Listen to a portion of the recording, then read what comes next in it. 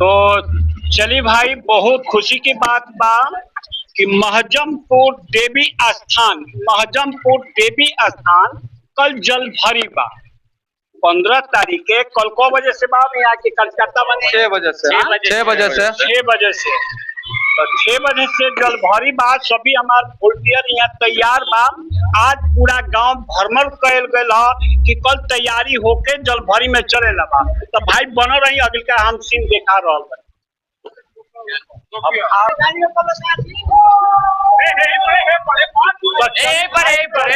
हमार जितना यात्रा बा सबे भाई आ रहा बा। तो में इहे कहा महालक्ष्मी नारायण जग दोनों होता जग में रहुआ शामिल हो के बाद शामिल होके पुण्य के भागी बने के बाद।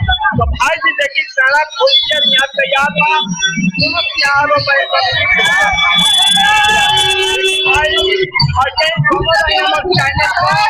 छोटे छोटे नन्हे मुन्ने भाई बच्चे